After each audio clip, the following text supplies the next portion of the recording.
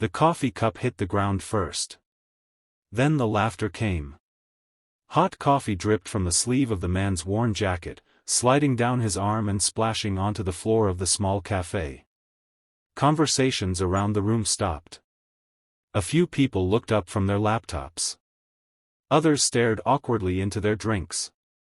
The man didn't move. He simply looked down at the coffee soaking into his sleeve, and then slowly wiped it away with a napkin.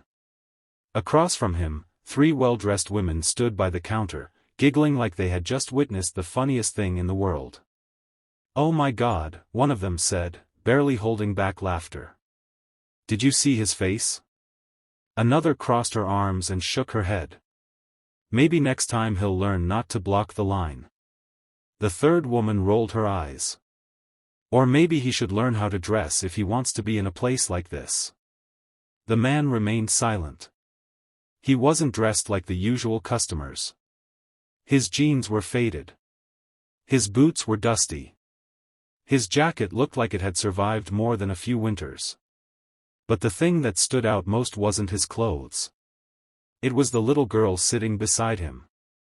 She couldn't have been more than 7. Her hands gripped the edge of the table tightly, and her big brown eyes stared at the coffee stains on her father's sleeve. "Daddy," she whispered softly.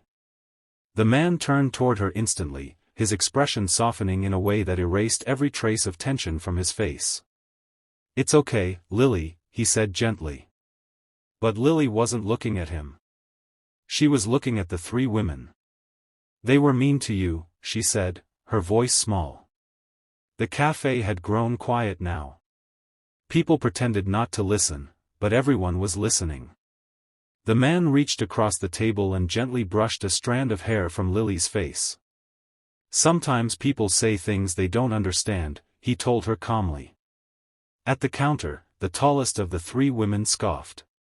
"Oh please," she said loudly enough for the whole café to hear. "Don't start with the life lesson speech." Her friend leaned against the counter, smirking. "Seriously. If he can afford coffee here, he can afford a better jacket." A few uncomfortable glances spread across the room. But the man didn't react. Not with anger. Not with embarrassment. Just quiet patience. The barista finally spoke up. "Ma'am, that's enough."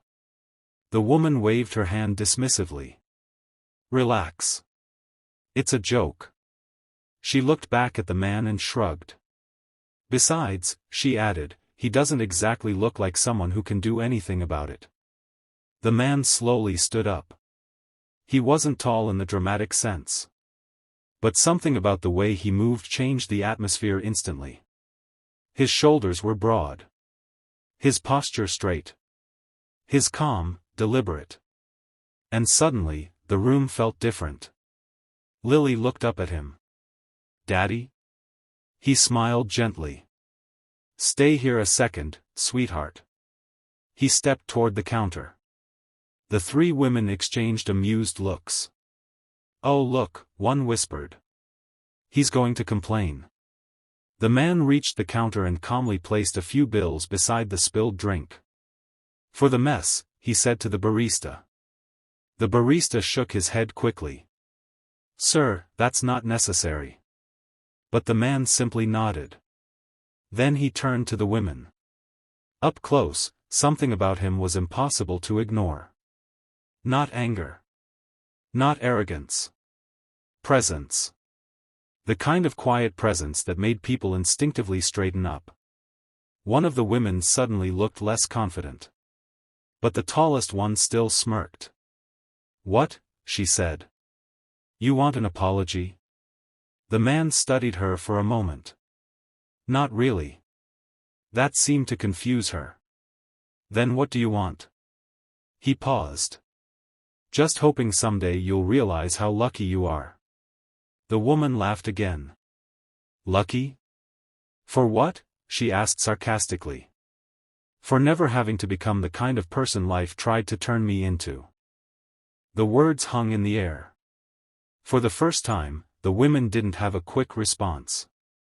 Just then, the café door opened. Two men stepped inside. Both were dressed in plain clothes, but their movements were sharp and alert. Their eyes scanned the room instinctively. When they spotted the man near the counter, they immediately walked over. "Sir," one of them said quietly. The man sighed slightly. "I was hoping to have at least one quiet morning." The second man chuckled softly. "Colonel Harris insisted we check in." The three women looked at each other. One of them frowned. "Colonel?" The first man nodded respectfully toward the father. "Sir, command wanted confirmation about tomorrow's briefing." The café grew even quieter. The tallest woman crossed her arms. "Briefing for what?" The agent glanced at her briefly before answering.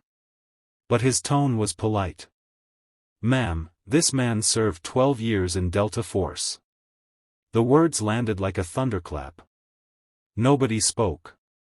Nobody moved. Delta Force.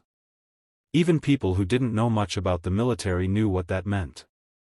Elite. Dangerous. The kind of soldier sent into situations most people never even hear about. The women's smiles vanished. The one who had thrown the coffee looked suddenly pale. "You're serious?" she asked quietly. The second agent nodded. "He's one of the most decorated operators we've ever had." He gestured casually toward the man's old jacket. That jacket survived 2 deployments most soldiers wouldn't come home from. The café felt frozen. All eyes turned to the man.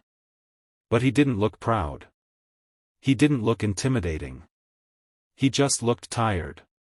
The kind of tired that comes from carrying memories no one else can see. The tallest woman swallowed hard. "I didn't know." The man looked at her calmly. "I know." Lily ran over and wrapped her arms around his waist. "Daddy, are we leaving?"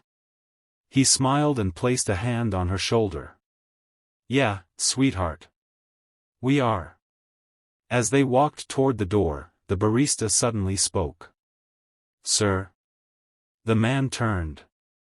The barista hesitated before saying, "Thank you, for your service." The man nodded politely. But before he left, he turned back to the three women one last time. Not with anger. Not with revenge. Just quiet honesty. "I spent years protecting people I'd never meet," he said. Then he gestured toward Lily. "But this little girl, she's the reason I stopped." The women stared silently. "I just hope," he added gently, "that when she grows up, the world treats her better than you treated a stranger today." The words hit harder than any insult ever could. The man took Lily's hand and stepped outside into the sunlight.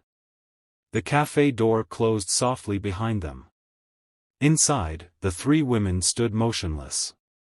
For the first time that morning. No one was laughing.